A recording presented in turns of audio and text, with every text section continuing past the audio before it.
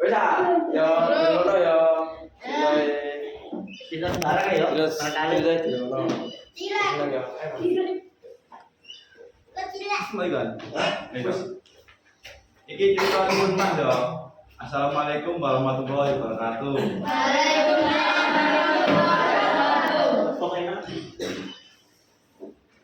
Timun Mas, jaman biyen ana pasangan tani sing wis tuwa.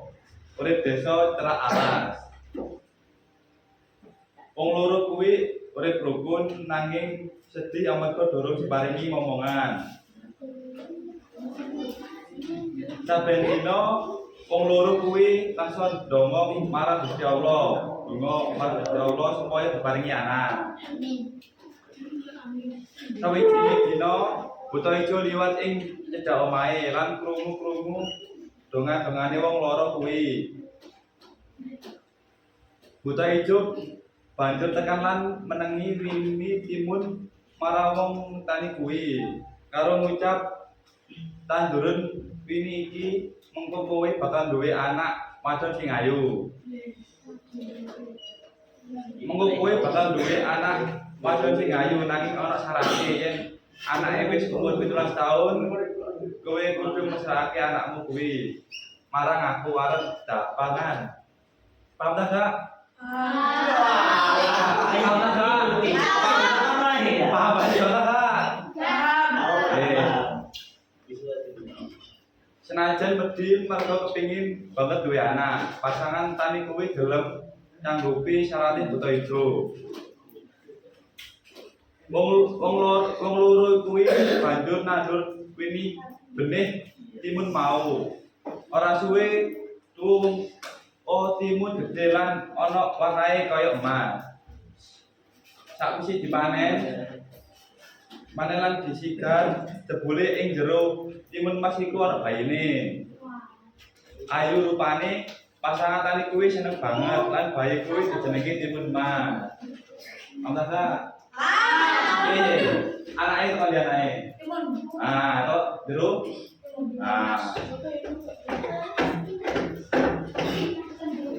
Tahun ganti tahun, timun emas tuwa dadi perawan sing ayu lan pinter. Wong tuwane seneng nanging uga tansah kuwatir amarga eling janji marang buta ijo.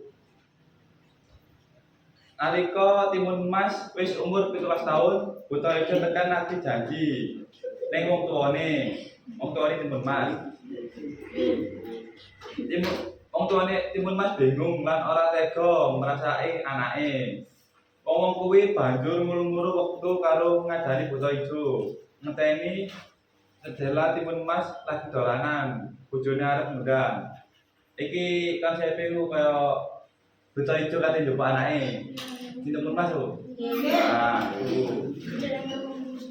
Ing waktu kuwi ibune ngongkon timun emas mlayu, nggawa bungkusan cilik isine 4 barang sekti, yaiku dom, uyah, wiji timun lan terasi.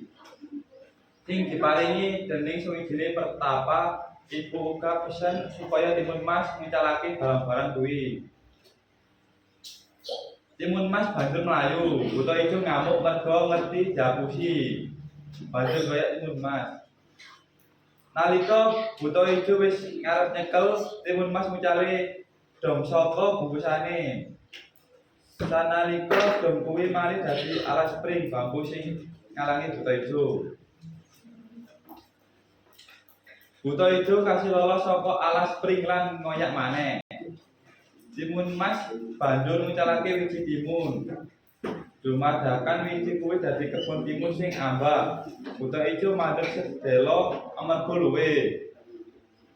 Banjur mangan timun-timun kuwi nganti wareg lan leren. Buta ijo tangi maneh lan ngoyak timun emas kanthi nesu. Timun emas ngucalake uyah sing malih dadi segara utawa lendut sing jembak. Mewahe nglebakaken buta ijo. Buta ijo isi kuat lan goyak maneh. Kanthi kaget lan wedi, timun emas ngucalake barang sing pungkasan yaiku terasi. Ajaibe terasi kuwi malih dadi lembut panas sing ambalan jero banget. Buta ijo kelelep ing nglendut kuwi lan mati. Timun Mas selamat banjur bali menyang omahe wong tuane. Ramalan ibune seneng banget. Weruh Timun Mas bali kanthi slamet. Wiwit kuwi wong telu urip tentrem lan seneng. Wis paham? Om Tata? Paham ya. Apa sih apa jenenge kesimpulane? Timun Mas kadek, anak Timun Mas kadek diroyo ambek bojo. Ah, terus. Layu.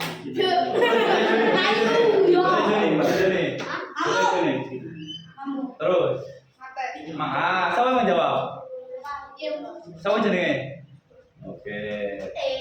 Ulang. Jadi tahu ya. Wes, jadi ceritane Kais saiki ya. Ayo, Ayo, cerita apa? Ini undang.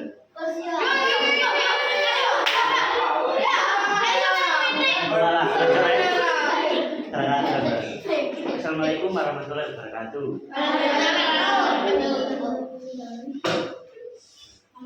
Ing sawijining jejak cilik ing pinggir laut, ana wong rondo sing urip karo anak lanange jenenge Malinda. Ibune sayang banget karo Mali. Soale kerja keras supaya anaknya bisa urip cukup lan jeneng. Mali kuwi bocah sing pinter lan sregep, nanging nalika wis gedhe dheweke lunga menyang kutha. Mali banjur lunga nganggo prau dagang. Ninggalake ibune sing wis tuwa. Suwi banget ora ana kabar saka Mali. Sawise pirang-pirang taun ana prau gedhe teka ing desa kuwi. Wong-wong padha teka ing desa kuwi. Nalika ibune weruh lan nyedhak jebul wong mau yaiku Mali ngundang anake dhewe. Ibuke langsung nyedhek karo bungah lan ngomong, nanging Mali izin karo bojone sing ayu lan bangsawan. Dheweke ora nakoni ibune lan malah ngomong karo asu. Ibune sedih banget lan atine lara. Dheweke banjur donga marang Gusti Allah supaya Mali iling lan kapuruk paukuman amarga wis durhaka marang wong tuwa. Ora suwe langit peten lan badai gedhe teka. Prau Mali disambar kilat lan Mali bareng karo praune dadi warga pinggir laut. Kena apa Mali ditutup jadi batu? Makanya ojo durhaka. Iya. Ya, silakan.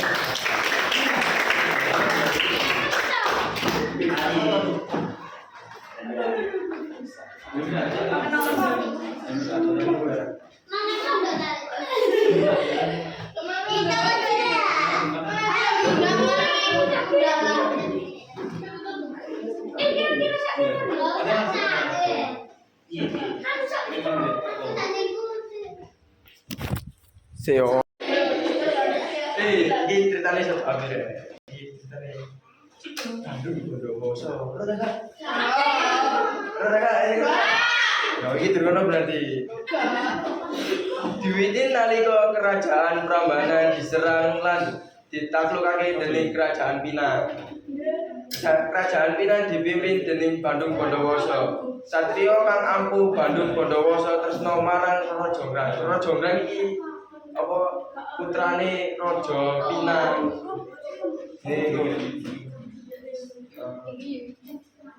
Putrine Prabu Prambanan sing ayu banjur dilamar nanging Rara Jonggrang ora seneng karo Bandungwasa lan kepingin ngadohi omah-omah. Rara Jonggrang netake syarat supaya Bandungwasa bangun 1000 candi. Bandungwasa iki dikongkon Rara Jonggrang iki apa bangun 1000 candi. Iso-iso tak gak kira-kira. Sajarane sakwingi menika syarat mampu lamaran tersebut nanging Rara Jonggrang lan wong dusun banjur padha geger karo ngebu lesung karya swara subuh para jin iki sing dikongkon Bandungwasa gawe candi.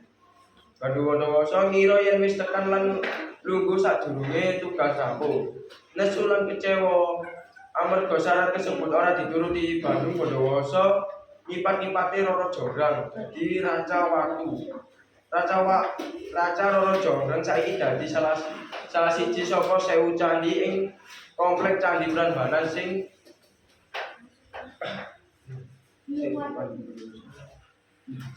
misuwur sing diarani inspirasi sak crita iki. Dadi legenda Roro Jonggrang iki Bondowoso.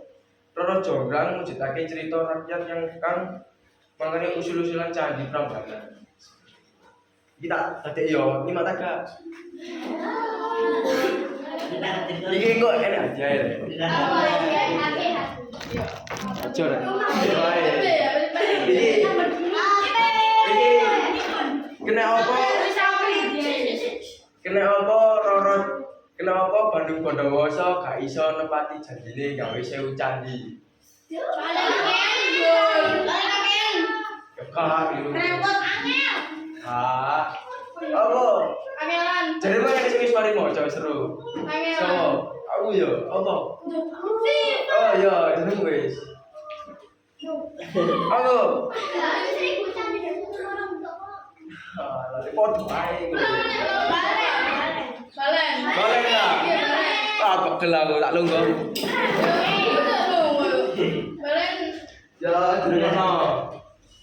Iki tak juga ini intine tae. Bandung Bondowoso iku njaluk rabi karo sapa Roro Jonggrang. Nah, sing Roro Jonggrang iku gak gelem. Nah, Roro Jonggrang iku gawe syarat dikon gawe 1000 candi dalam satu malam. Tapi Bandung Bondowoso iku pinter ya, Wan. Njaluk pertolongan jin. Jin iku lah, jin iku sanggup, tapi Roro Jonggrang iku ndelok kejoane jin iku kaya copet ngono. Nah, terus sing Roro Jonggrang iku buka PT karo ngobong. Aku tuh iki gak kawul sing anune padi ya. Nah, jerami iki sih. Nah, itu dibong dadine kaya ketok matahari terbenam sih. Terbit sih ya. Nah, itu untuk ayam iku berkokok, mari ngono sing para jine iku ngalih kabeh. Nah, sing Bondowoso iku gak trimo, soalnya dibijui Roro Jonggrang. Roro Jonggrang iku mari butuh dadi candi, dadine 1000 candi pas. Candi.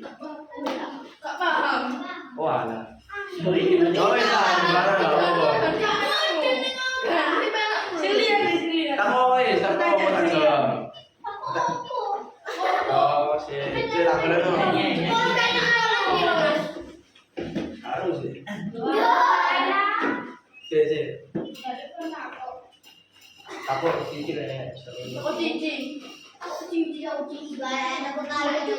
Ya, kenapa Bandung Bondowoso seneng karo Roro Jonggrang?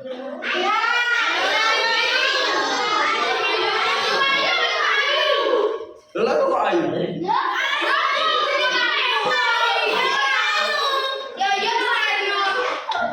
Kenapa seneng Roro Jonggrang enggak? Lha kok ayu?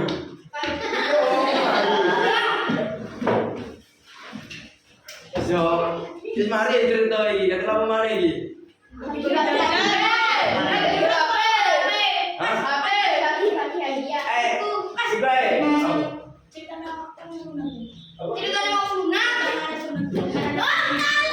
Ojo, aku tak ngerti. Mas, masih mau.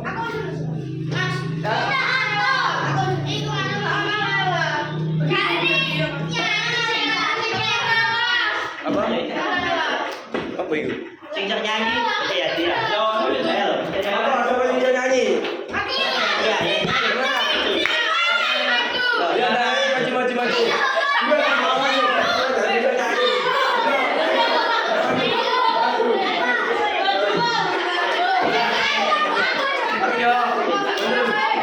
Lanang iku ora siji, sapa sing gelem?